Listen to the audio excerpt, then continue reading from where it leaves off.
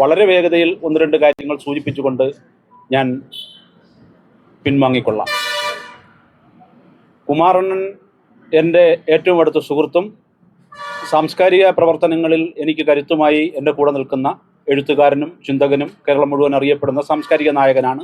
ഈ നാടിൻ്റെ പുത്രനുമാണ്. അദ്ദേഹം സത്യാഗ്രഹം അനുഷ്ഠിക്കുമ്പോൾ അതിൽ ഭാഗഭാക്കാകാൻ ഞാൻ ആഗ്രഹിച്ചിരുന്നു. അപ്പോഴാണ് വളരെ വിപ്ലവബോധമുള്ള ഈ നാടിനോട് ഇത്രയും ആത്മാർത്ഥതയുള്ള ഇവിടുത്തെ ഈ സമരസമിതി എന്നെ ഈ ചടങ്ങിന് ക്ഷണിച്ചിരുന്നത്. അതിൽ ഞാൻ അഭിമാനിക്കുന്നു. കാര്യം ഇവിടെ ഇരിക്കുന്ന ഓരോ സഹോദരിമാരും നാളെയുടെ ഈ നാടിൻ്റെ, ഈ ചരിത്രത്തിൻ്റെ, വിപ്ലവബോധത്തിൻ്റെ, രാഷ്ട്രീയ ബോധത്തിൻ്റെ പ്രതീകങ്ങളാണ്. ഓരോരുത്തരോടും, പ്രത്യേകിച്ചും സഹോദരിമാരുള്ള ഓരോരുത്തരോടും എനിക്ക് പറയാനുള്ളത്, നിങ്ങൾ നടത്തുന്നത് ഈ നാടിൻ്റെ അന്തസ്സാർന്ന രാഷ്ട്രീയ പ്രവർത്തനമാണ്. ഇതിനപ്പുറം ഒരു രാഷ്ട്രീയ പ്രവർത്തനം ലോകത്തില്ല. നമ്മുടെ നാടിന് വേണ്ടി, നമ്മുടെ മണ്ണിന് വേണ്ടി, അതുപോലെ തന്നെ നമ്മുടെ സ്വത്വത്തിന് വേണ്ടിയിട്ടുള്ള ഈ പോരാട്ടമുണ്ടല്ലോ, ഇതാണ് ഈ തലമുറ കാണുന്നത്, വരും തലമുറ പാടുന്നത്. നമ്മൾ ഓർക്കണം, ഒരിക്കലും ഈ നാട് നമ്മുടെ ശരിയായ രാഷ്ട്രീയ പ്രവർത്തനങ്ങളെ, വിപ്ലവ പ്രവർത്തനങ്ങളെ പുരോഗമനപരമായി കണ്ടൊരു നാടല്ല ഇത്തിക്കര. ഇവിടെ നടന്നിട്ടുള്ള ഒരു രാഷ്ട്രീയ പ്രവർത്തനത്തെയും ഒരു സാമൂഹിക പ്രവർത്തനത്തെയും 100% ആത്മാർത്ഥമായി പുകഴ്ത്തിയ നാടല്ല ഇത്തിക്കര. ഒരുപാട് ഉദാഹരണങ്ങൾ പറയാനുണ്ട്. നമ്മൾ നടത്തുന്ന ഈ പ്രവർത്തനത്തെയും തള്ളിപ്പറയുന്നവർ നമുക്ക് ചുറ്റുമുണ്ട്. ആ അറിവോടുകൂടി തന്നെയാണ്, അതൊന്നും വകവയ്ക്കാതെ നമ്മൾ ഈ പോരാട്ടവുമായി മുന്നോട്ടിറങ്ങിയിരിക്കുന്നത്. അത് വിജയിക്കുമെന്നുള്ളതിൽ ഈ പോരാട്ട വീര്യത്തിന്റെ തീവ്രത കാണുമ്പോൾ എനിക്ക് ലവലേശം സംശയവുമില്ല. ഒരു ഉദാഹരണം ഞാൻ പറയാം. ഇത്തിക്കരയിലെ ഇത്തരം തൽപര കക്ഷികൾ ഒരു കാലഘട്ടത്തിൽ നമ്മളോട് ചെയ്ത, ഈ നാടിനോട് ചെയ്ത, ഈ ചരിത്രത്തോട് ചെയ്ത, കേരളത്തിന്റെ പാരമ്പര്യത്തിനോട് ചെയ്ത ഒരു അനീതി മാത്രം ആദ്യം ഞാനൊന്ന് സൂചിപ്പിക്കാം. ഇത്തിക്കര പക്കി എന്ന് പറയുന്ന ഒരാളിന്റെ നാടിലൂടെയാണ്, പേരിലൂടെയാണ് ഇത്തിക്കര ലോകപ്രസിദ്ധമായത്. ആ ഇത്തിക്കര പക്കിയെക്കുറിച്ച് ആ കാലഘട്ടത്തിൽ ജീവിച്ചിരുന്ന ദന്തഗോപുരവാസികളും നാട്ടുപ്രമാണിമാരും ജാതി കോമരങ്ങളും പറഞ്ഞു, ഇത്തിക്കര പക്കി ഒരു കള്ളനാണ്, ഒരു പിടിച്ചുപറിക്കാരനാണ്, മഹാകൊലപാതകിയാണ്, അതുപോലെ തന്നെ കൊടും ക്രിമിനലാണ് എന്ന്. പക്ഷേ കാലം പുരോഗമിച്ചപ്പോൾ മാനുഷികതയെ എന്നും ബഹുമാനിക്കുന്ന കേരളം തിരിച്ചറിഞ്ഞു, ഇത്തിക്കര പക്കി എന്ന് പറയുന്ന ആൾ ഒരു കള്ളനായിരുന്നില്ല, ഒരു കൊള്ളക്കാരനായിരുന്നില്ല. പകരമോ സ്വരുക്കൂട്ടി വച്ചിരുന്നവന്റെ ദ്വന്ദ്വഗോപുരങ്ങളിൽ കടന്നു കയറി അവന്റെ അധിക സ്വത്ത് പിടിച്ചു പറിച്ച് പണമില്ലാത്തവന്, പട്ടിണി പാവങ്ങൾക്ക് വിതരണം ചെയ്തിരുന്ന ഒരു മനുഷ്യ സ്നേഹിയായിരുന്നു എന്ന്. അത് തിരിച്ചറിയാൻ ഒരുപാട് കാലം കഴിഞ്ഞു. ആ ഇത്തിക്കര പക്കിയുടെ നാട്ടിലാണ്, ഇത്തിക്കരയിലാണ് ഈ സമരം. ഇന്നത്തെ സമരം നാളത്തെ ചരിത്രം ഏറ്റെടുക്കും, നാളത്തെ ചരിത്രം വാഴ്ത്തിപ്പാടുമെന്നതിൽ ഒട്ടും സംശയിക്കേണ്ട കാര്യമില്ല. ഇവിടെ നടക്കുന്നത് വികസനവും ബന്ധപ്പെട്ട ഒരു സമരമാണ്. അപ്പോൾ നമ്മൾ എന്താണ് വികസനം എന്നതിനെ കുറിച്ച് കൃത്യമായി ഈ തൽപര കക്ഷികളോട് പറയേണ്ടതുണ്ട്. വികസനം എന്നത് ബിൽഡിങ്ങുകൾ കെട്ടിപ്പൊക്കുന്നതല്ല. നമ്മുടെ വീട്ടുമുറ്റത്ത് സ്വതന്ത്രമായിരിക്കാനും, വീട്ടുമുറ്റത്ത് ശുദ്ധമായി ശ്വസിക്കാനും, വീട്ടിനകത്തും പുറത്തും നാട്ടിലും സ്വതന്ത്രമായി സഞ്ചരിക്കാനും കഴിയുന്നതാണ് വികസനം. ആ വികസനത്തിന് വേണ്ടിയാണ് നമ്മൾ അമ്മമാരും പെങ്ങന്മാരും സഹോദരങ്ങളും ഇപ്പോൾ നമ്മുടെ കൊച്ചു കുഞ്ഞുങ്ങളും ഉൾപ്പെടെ ഇവിടെ സമരരംഗത്ത് ഇറങ്ങിയിരിക്കുന്നത്.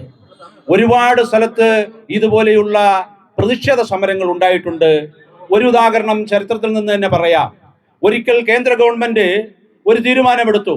കേന്ദ്ര ഗവൺമെന്റ് ഇന്ത്യ മഹാരാജ്യത്തിന്റെ വികസനത്തിന് വേണ്ടിയിട്ട് ഒരു തീരുമാനം.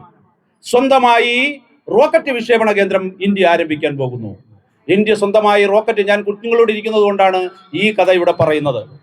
സ്വന്തമായി റോക്കറ്റ് വിക്ഷേപണ കേന്ദ്രം ആരംഭിക്കാൻ ഇവർ തീരുമാനിച്ചു. അതിനുചിതമായ ഭൂമി കണ്ടെത്താൻ ഏറ്റവും വിദഗ്ധന്മാരായ ആളുകളെ ഏൽപ്പിച്ചു. വിദഗ്ധന്മാരായ ആളുകൾ ഇന്ത്യ മുഴുവൻ സഞ്ചരിച്ചു. അവസാനം അവർ 1ാം സ്ഥാനം നൽകിയ ഒരു ഭൂമിയുണ്ട്, അത് കേരളത്തിലായിരുന്നു. അതായത് ഭൂമധ്യരേഖയോട് ഏറ്റവും അടുത്ത് കിടക്കുന്ന കാന്തിക വലയങ്ങളുമായി നിരന്തര സമ്പർക്കം പുലർത്തുന്ന ഒരു പ്രത്യേക പ്രദേശം, തുമ്പ. അങ്ങനെ സ്പെഷ്യൽ ടീം തുമ്പയിലെത്തി അതിൻ്റെ അളവും കാര്യങ്ങളും എല്ലാം എടുത്തു, അതിൻ്റെ മാസ്റ്റർ ലൈൻ തയ്യാറാക്കി, അതിൻ്റെ മാസ്റ്റർ പോയിന്റ് കണ്ടെത്തി കുറ്റിയടിച്ചു. ആ കുറ്റിയടിച്ചത് ഒരു പള്ളിയുടെ ഒരു അൾത്താരയുടെ മാറിടത്തിലായിരുന്നു. സെൻറ് മേരീസ് ചർച്ച് തുമ്പ. സെൻറ് മേരീസ് ചർച്ചിലെ പള്ളി ഭാരവാഹികളും പള്ളി സഭാ അംഗങ്ങളും എല്ലാം അത്ഭുതത്തോടെയും കൗതുകത്തോടെയും പ്രതിഷേധത്തോടെയും ഇത് നോക്കിക്കൊണ്ടിരിക്കുകയായിരുന്നു. അപ്പോഴാണ് കേന്ദ്ര ഗവൺമെൻറ്റിൻ്റെ, ഇന്ത്യ ഗവൺമെൻറ്റിൻ്റെ തീരുമാനം വരുന്നത്, ഇന്ദിരാഗാന്ധിയുടെ തീരുമാനം വരുന്നത്, അവിടെ നിന്ന് ഒഴിഞ്ഞു മാറിത്തരണം, അവിടെ നമ്മൾ ഈ ബിൽഡിംഗ് കെട്ടാൻ പോവുകയാണ്, റോക്കറ്റ് വിക്ഷേപണ കേന്ദ്രം ആരംഭിക്കുകയാണ്. അങ്ങനെ അങ്ങ് വിട്ടുകൊടുക്കാൻ ആ തുമ്പ സെൻറ് മേരീസ് ചർച്ചോ ആ സഭാവാസികളോ തയ്യാറായില്ല. അവർ അതിനെതിരെ പ്രതിഷേധിച്ച് രംഗത്ത് വന്നു. കൊടിയ പ്രതിഷേധം ഉണ്ടായി. വളരെ എളുപ്പത്തിൽ ഈ കാര്യം നടക്കില്ല എന്നറിഞ്ഞപ്പോൾ ഇതിനെല്ലാം ചുക്കാൻ പിടിച്ച വലിയൊരു മനുഷ്യനുണ്ട്. വിക്രം സാരാഭായി ആയിരുന്നു ഇതിൻ്റെ ഡയറക്ടർ. എല്ലാ പ്രവർത്തനങ്ങളും മാറ്റിവെച്ചിട്ട് അദ്ദേഹം വണ്ടി കയറി തുമ്പയിലെത്തി. ആ തുമ്പയിലെ പള്ളി ഭാരവാഹികളെയും അതുപോലത്തെ പൊതുജനങ്ങളുമായി സംസാരിച്ചു. അന്ന് ആ പള്ളിയിലെ അച്ഛൻ ഫാദർ ജോസഫ് മാത്യു പറഞ്ഞൊരു വാക്കുണ്ട്, പിന്നീട് രാജ്യമധ്യത്തിന് പത്മശ്രീയൊക്കെ കൊടുത്ത് ആദരിച്ചു കേട്ടോ. അദ്ദേഹം പറഞ്ഞു, ഇന്ത്യയുടെ മഹാവിജയത്തിന്, ഇന്ത്യയുടെ കുതിപ്പിന് ഞങ്ങൾ നൽകേണ്ട ഒരു ചെറിയ സഹായമല്ലേ ഈ ഭൂമി, അത് തരാൻ ഞങ്ങൾ തയ്യാർ എന്നാണ് പറഞ്ഞത്. അങ്ങനെയാണ് തുമ്പ റോക്കറ്റ് വിക്ഷേപണ കേന്ദ്രം തുമ്പയിൽ ആരംഭിക്കുന്നത്. ISRO ആരംഭിക്കുന്നത് അങ്ങനെയാണ്. ISRO എല്ലാ വർഷവും ഒരു സയൻസ് വീക്ക് നടത്താറുണ്ട്, എല്ലാ വർഷവും. ആ സയൻസ് വീക്കിൽ കുട്ടികൾക്കും നമുക്കും എല്ലാം അവിടെ സൗജന്യമായി പ്രവേശിക്കാം. ആ പ്രവേശിക്കുമ്പോൾ നമ്മൾ നോക്കുമ്പോൾ ആ പള്ളി അവർ പൊളിച്ചു മാറ്റിയിട്ടില്ല, അതൊരു മ്യൂസിയം പോലെ അവിടെ സംരക്ഷിക്കുന്നുണ്ട്. ആ സെൻറ് മേരീസ് ചർച്ച് അവിടെ ഒരു മ്യൂസിയം പോലെ സംരക്ഷിക്കുന്നുണ്ട്. ഇത് ഞാൻ പറഞ്ഞത് 2 ദിവസം മുമ്പ് ഒരു ഒറ്റക്കല്ലിൽ തീർത്ത ഒരു കുരിശടി തകർത്തത് ലോകം മുഴുവൻ വ്യാപിക്കുകയാണ് അതിൻ്റെ ചിത്രം. അപ്പോൾ ഇത് ഭരണകൂടത്തിൻ്റെ പിടിപ്പുകേടാണോ എന്ന് ചോദിച്ചാൽ അല്ലെന്ന് പറയാൻ കഴിയില്ല. പക്ഷേ ഇത് നടത്തിക്കാൻ നമ്മൾ കുറച്ച് പേരെ ആൾക്കാരെ, കുറച്ച് ബ്യൂറോക്രാറ്റുകളെ ഏൽപ്പിച്ചിട്ടുണ്ട്. ഇവരുടെ പിടിപ്പുകേടുകളാണ് ഇതിനെല്ലാത്തിനും കാരണം. ഇവർ ജനങ്ങളിൽ നിന്ന് മറച്ചെന്തൊക്കെ ചെയ്യുന്നുണ്ടോ തീർച്ചയായും നമ്മൾ മനസ്സിലാക്കണം, അവർക്ക് പ്രത്യേക അജണ്ടയുണ്ട്. അത് ഭരണകൂടത്തിൻ്റെ അജണ്ടയായിരിക്കത്തില്ല, ഈ ബ്യൂറോക്രാറ്റുകളുടെ അജണ്ടയാണ്. ജനങ്ങളെ തൊടിയിക്കാതെ ഒരു വികസനവും സുസ്ഥിര വികസനമായിട്ടില്ല ഇന്ത്യയിൽ ഒരിടത്തും. ജനങ്ങളെ തൊടിയിക്കാതെ വികസനം നടത്തുന്നെങ്കിൽ അതിൻ്റെ അനന്തരഫലം എന്ന് പറഞ്ഞാൽ പണത്തിൻ്റെ കുത്തൊഴുക്കുണ്ടാകും, കരാറുകളുടെ പ്രളയമുണ്ടാകും, അതുപോലെ തന്നെ അഴിമതിയുടെ പ്രളയവും കൂടെ സംഭവിക്കും. ഈ ദേശീയപാതയിൽ എല്ലായിടത്തും ഇതിൻ്റെ അനുരണനങ്ങളാണ് നമ്മൾ കാണുന്നത്. ഈ വികസനത്തെ തിരിച്ചു പിടിക്കാനാണ് ഈ നാട് ശ്രമിക്കുന്നത്. ഈ വികസനത്തെ സുസ്ഥിര വികസനമാക്കാനാണ് ഈ നാട് ശ്രമിക്കുന്നത്. ഈ വികസനത്തെ ശരിയായ വികസനമാക്കി, ഈ നാടിൻ്റെ വികസനമാക്കി, നാളെയുടെ വികസനമാക്കി മാറ്റാനാണ് ഈ നാട് ശ്രമിക്കുന്നത്. ആ നാടിനോടൊപ്പം ജീവൻ കളഞ്ഞു നിൽക്കാൻ ഇത്രയും ജനവും ജനസഞ്ചയവും പുരോഗമനവാദികളും കുമാരണ്ണനെ പോലെയുള്ള സാംസ്കാരിക നായകരും എത്തുമ്പോൾ എനിക്കൊരു സംശയവുമില്ല, നമ്മൾ വിജയത്തിലെത്തുക തന്നെ ചെയ്യും. എങ്ങനെയാണ് ഒരു സുസ്ഥിര വികസനം സാധ്യമാക്കി തരേണ്ടത് എന്ന് നമ്മൾ നോക്കുമ്പോൾ തൊട്ട് മുമ്പുള്ള ഒരു സർക്കാരിൻ്റെ വികസനം ഞാൻ പറയാം. രവീന്ദ്രനാഥ് എന്ന് പറയുന്ന വിദ്യാഭ്യാസ മന്ത്രി, അദ്ദേഹം ഒരു തീരുമാനമെടുത്തു. കേരളത്തിൽ പണ്ട് സ്വാതി തിരുനാളിൻ്റെ കാലം തൊട്ടുണ്ടാക്കി വച്ചിട്ടുള്ള പൊളിഞ്ഞു വീഴാറായ ചോർന്നൊലിക്കുന്ന സ്കൂൾ കെട്ടിടങ്ങളെല്ലാം പുനരുദ്ധരിക്കണം.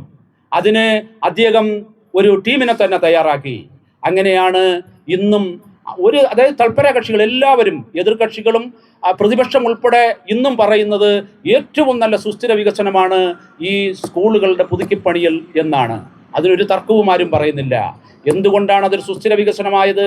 ഈ വികസനത്തിൻ്റെ ഓരോ സന്ദർഭത്തിലും അതിൻ്റെ മാസ്റ്റർ പ്ലാൻ തയ്യാറാക്കിയത് പോലും ആ സ്കൂൾ അധികൃതരും ആ സ്കൂളിലെ PTA-യും അവിടുത്തെ SMC-യും അവിടുത്തെ നാട്ടുകാരും അവിടുത്തെ പൂർവ്വ വിദ്യാർത്ഥികളും ചേർന്നാണ്.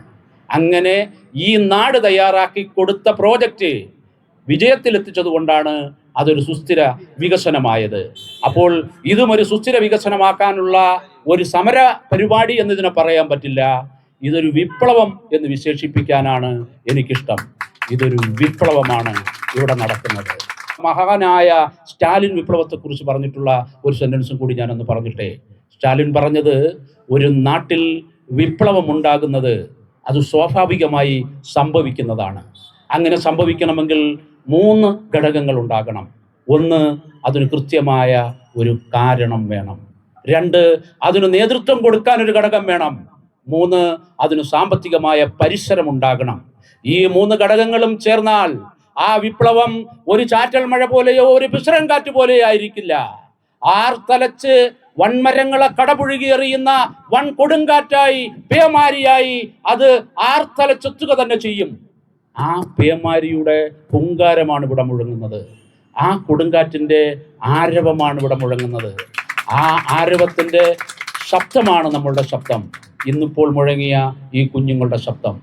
ഈ ശബ്ദത്തിന്, ഈ വിപ്ലവ പ്രവർത്തനത്തിന് 100% ആത്മാർത്ഥമായി ഈ വിപ്ലവം വിജയിക്കും എന്നുറക്കെ പറഞ്ഞുകൊണ്ട് ഞാൻ ഈ സമാപനം ഉദ്ഘാടനം ചെയ്തതായി അറിയിക്കുന്നു. നന്ദി, നമസ്കാരം.